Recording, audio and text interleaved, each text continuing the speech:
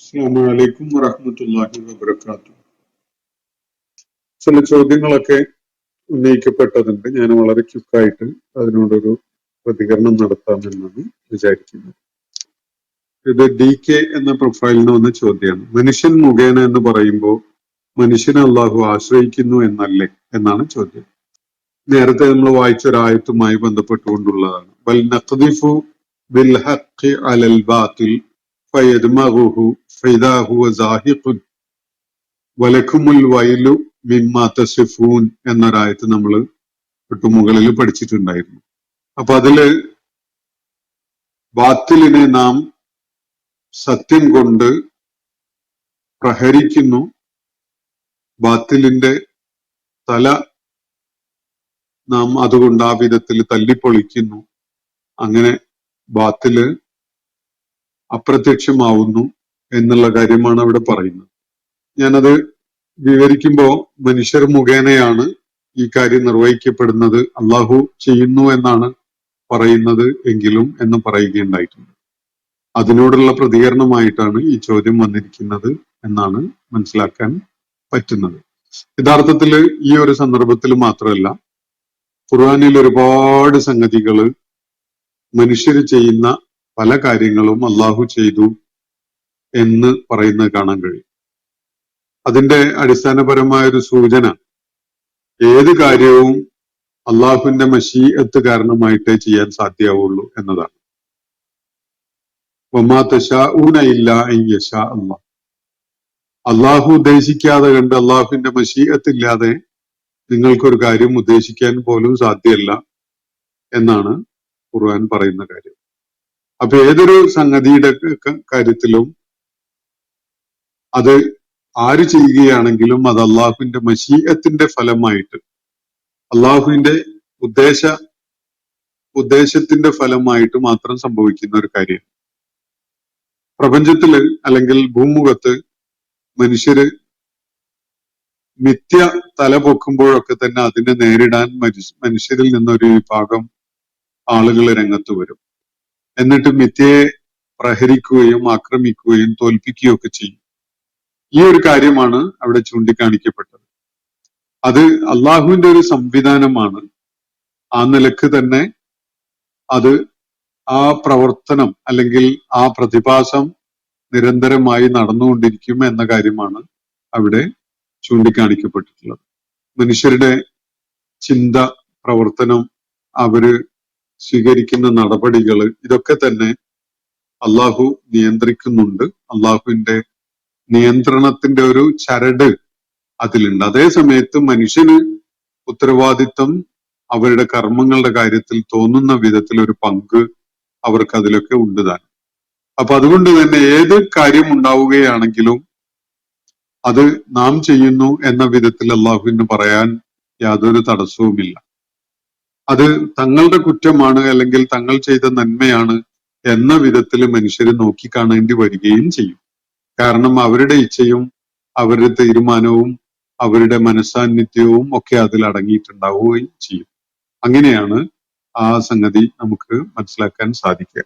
അള്ളാഹു മനുഷ്യരെ ആശ്രയിക്കുന്നു എന്ന് പറഞ്ഞാൽ മനുഷ്യരെ ആശ്രയിച്ചുകൊണ്ട് മാത്രമേ അള്ളാഹുവിന് അത് ചെയ്യാൻ കഴിയുകയുള്ളൂ എന്ന ഒരർത്ഥത്തിലാണ് മനസ്സിലാക്കുന്നതെങ്കിൽ അത് തെറ്റായ മനസ്സിലാക്കലാണ്.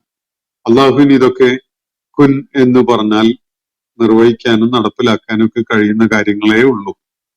മനുഷ്യര് ഈ സംവിധാനത്തില്, പ്രപഞ്ച സംവിധാനത്തില് പലതും ചെയ്യുന്നുണ്ട്. മനുഷ്യരാണ് കൃഷി നടത്തുന്നത്, മനുഷ്യരാണ് നിർമ്മാണ പ്രവർത്തനങ്ങൾ നടത്തുന്നത്. ഇതൊക്കെ മനുഷ്യര് നടത്തുമ്പോഴും അള്ളാഹുവിന്റെ ഇച്ഛയാണ്, മശീഅത്താണ് നടപ്പിലാക്കപ്പെടുന്നത് എന്നതാണ് വസ്തുത. അള്ളാഹുവിന്റെ മശീഅത്ത് ഇല്ലാതെ കണ്ട് ആർക്കും ഒന്നും ചെയ്യാൻ സാധ്യമേ അല്ലതാണ്. അപ്പോ കാര്യങ്ങൾ വ്യക്തമായിട്ടുണ്ടാകും എന്ന് വിചാരിക്കുകയാണ്. അള്ളാഹു ഒന്നിനെയും ആശ്രയിക്കുന്നവനല്ല, അവന് സ്വമതാണ്. അള്ളാഹു സമദ് എന്നാണ് സൂറത്തുൽ ഇഖ്ലാസിൽ നമ്മൾ കാണുന്നത്. അവൻ നിരാശ്രയനാണ്, എല്ലാവരും അവനെയാണ് ആശ്രയിച്ചുകൊണ്ടിരിക്കുന്നത് എന്നാണ്. പക്ഷെ അള്ളാഹു പല സംഗതികളും നടപ്പിലാക്കുന്നത് അവന്റെ മലക്കുകൾ മുഖേനയാണ്, മനുഷ്യർ മുഖേനയാണ്.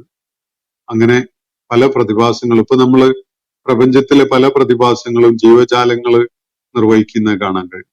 മണ്ണിര ഉദാഹരണത്തിന്, കർഷകർക്ക് മണ്ണിരയുടെ പ്രാധാന്യം അറിയാം. മണ്ണിരയെ ആശ്രയിച്ചുകൊണ്ടാണ് കർഷകര് എന്ന് പറയുന്നത് അതിൽ വലിയ സത്യം ഒരളവോളം ഉണ്ട്. കാരണം ഈ മണ്ണിര പ്രവർത്തിക്കുന്നത് മനുഷ്യന്റെ ഇച്ഛപ്രകാരമല്ല, എന്നാൽ അള്ളാഹുവിന്റെ ഇച്ഛപ്രകാരമാണ് മണ്ണിര പ്രവർത്തിക്കുന്നത്. അള്ളാഹുവിന്റെ നിയന്ത്രണത്തിലുമാണിത്. മനുഷ്യര് മണ്ണിരയെ ആശ്രയിക്കുന്നുണ്ടാവും, പക്ഷെ അള്ളാഹു മണ്ണിരയെ ആശ്രയിക്കുകയല്ല. മണ്ണിരയെ അള്ളാഹു പ്രവർത്തനക്ഷമമാക്കുക മാത്രമാണ് ചെയ്യുന്നത്. കാരണം മണ്ണിര പൂർണ്ണമായിട്ടും അള്ളാഹുവിന്റെ ദാസ്യവേലയിലുള്ള അള്ളാഹുവിന്റെ സൃഷ്ടിയാണ്. അതുകൊണ്ട് തന്നെ ആ ബന്ധം എന്താണെന്ന് വ്യക്തമാവുമ്പോൾ നമുക്ക് അത്തരം ചോദ്യങ്ങൾ പ്രസക്തമല്ല എന്നത് കാണാൻ കഴിയും. മറ്റൊന്ന് SK ഉന്നയിച്ചിരിക്കുന്നതാണ്, ഗ്രാവിറ്റേഷൻ അല്ലേ പ്രപഞ്ചത്തെ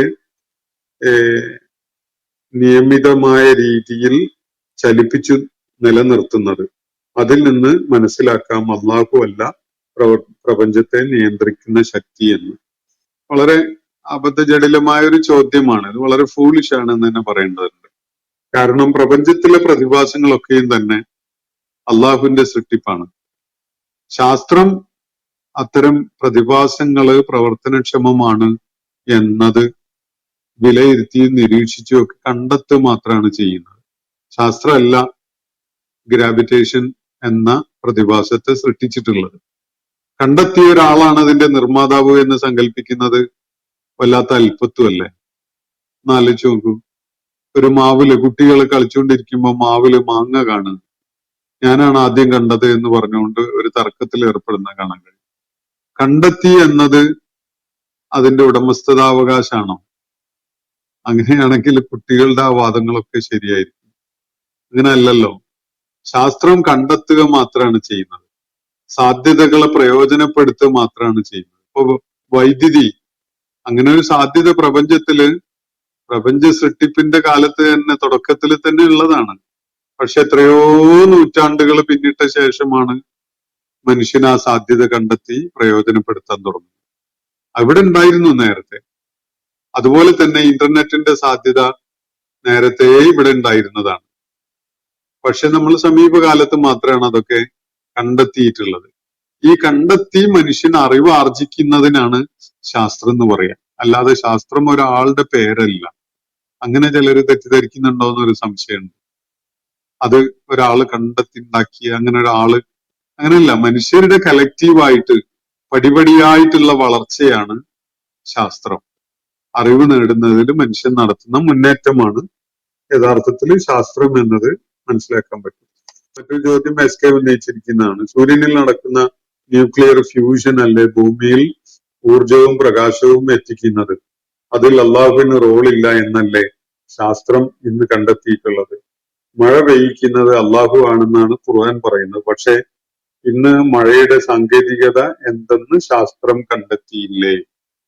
ഈ ചോദ്യത്തിന് മുകളിൽ ഉന്നയിച്ച ചോദ്യത്തിന്റെ അതേ മറുപടിയാണ് അർഹിക്കുന്നത്.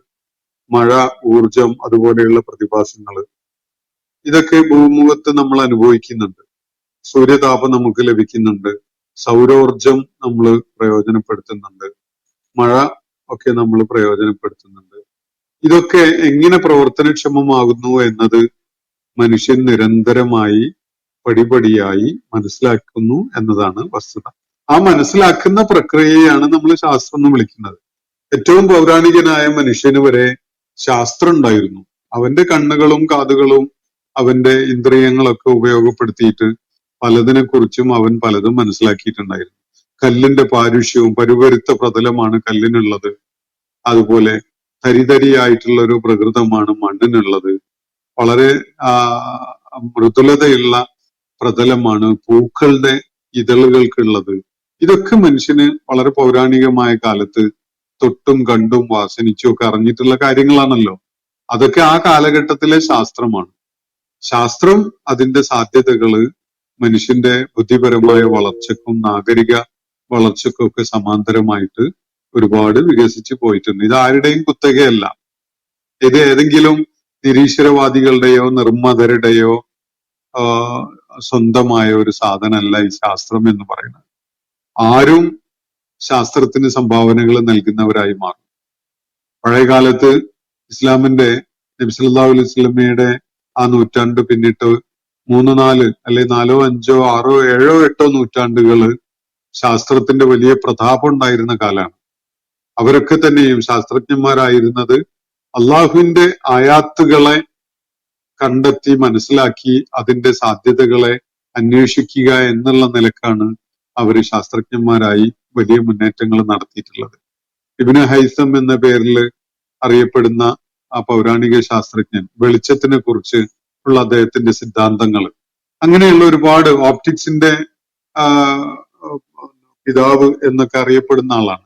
ഇബ്നു സീന വൈദ്യശാസ്ത്ര രംഗത്ത്, അത് പ്രത്യേകിച്ച് സർജറി ഒക്കെ നടത്തുന്ന അതുമായി ബന്ധപ്പെട്ടുകൊണ്ടുള്ള മേഖലയിലൊക്കെ വലിയ വൈദഗ്ധ്യം ഉണ്ടായിരുന്ന പൗരാണികനായ ശാസ്ത്രജ്ഞനാണ്. ഇബ്നു റുഷ്ദ്, അങ്ങനെ പലരും, അസംഖ്യം ആളുകള് ആ മേഖലയിൽ സംഭാവനകൾ അർപ്പിച്ചിട്ടുണ്ട്.